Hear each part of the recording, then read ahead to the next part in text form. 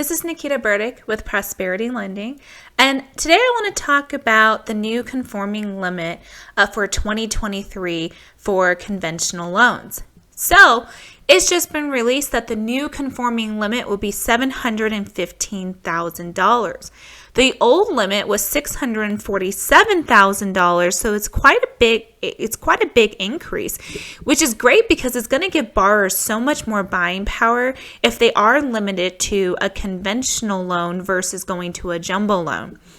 If you're going to put 5% down, this makes your purchase price approximately $752,000. So this price range, especially with the appreciation in homes that we're seeing, is going to give a lot more options for your buyers. There are price homes, like we're seeing a lot of correction in the home prices, not so much a decrease where home prices are dropping, but we're seeing a correction. And by that, I mean home prices have been selling far above list price. People were offering $20,000, $30,000 above list. Now it's going for more about what the property should be going for. So I constantly get asked, are we seeing a sharp decrease in the housing market like we did in 2008?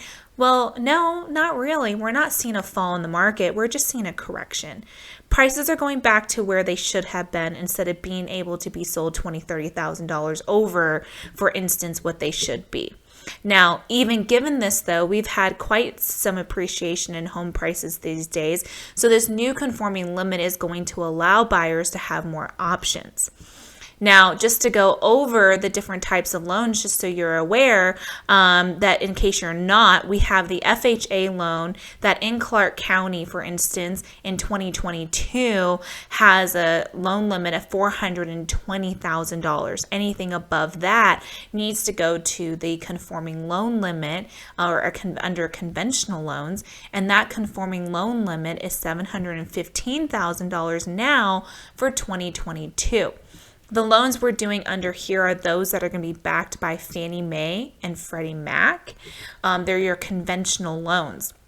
For first-time home buyers, you can put as little as 3% down. If you're not a first-time home buyer with qualifying credentials, say good enough credit, and you get an AUS finding that allows for the 3% down, then you have to put 5% down. This would make your purchase price, as mentioned, $752,000 approximately, and some change.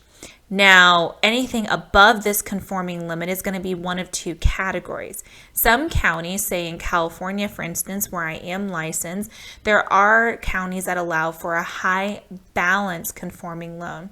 Your high balance conforming loan is because maybe in that particular county, the median home price is much higher than the conforming loan limit. Then you're going to have a higher standard where you can still get a Fannie Mae, Freddie Mac loan. However, it's going to be a higher interest rate because there is going to be a hit to the rate for it being a high balance conforming loan. Okay.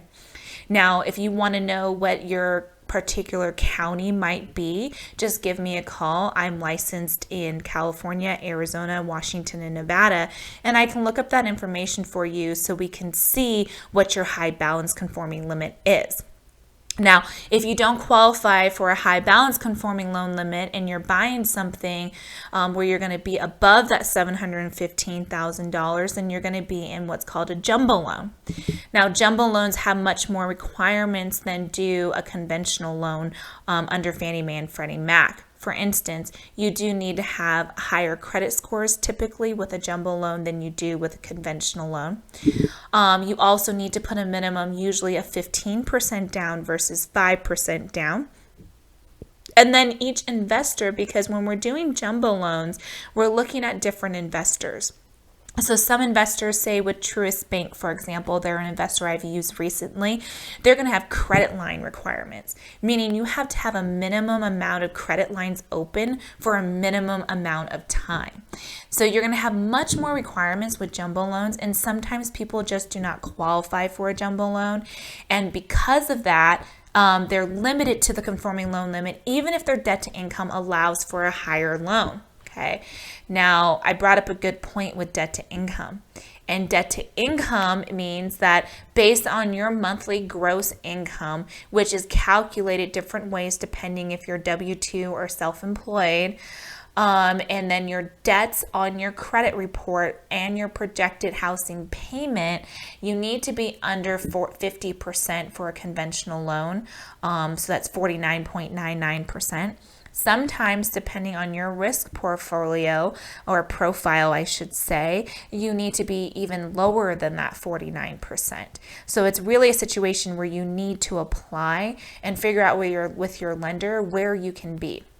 Now, let's say someone has a 20% debt to income, very healthy. So technically they could buy above that $715,000 loan limit requirement on the conforming loan. But let's say they don't have 15% to put down, or they don't have the minimum requirements required by that investor or any investor that we can find for a jumbo loan, then they're going to be limited to a conforming loan. So this raise in the conforming loan limit is just going to allow for so many more options for buyers that are looking for a higher price house, especially in this market where it's hard to find anything these days for $200,000 to $300,000. Anyways, if you want to learn more about the different types of loans and the loan limit, then please give me a call. Please keep in mind that I am licensed in Nevada, California, Washington, and Arizona. Thank you.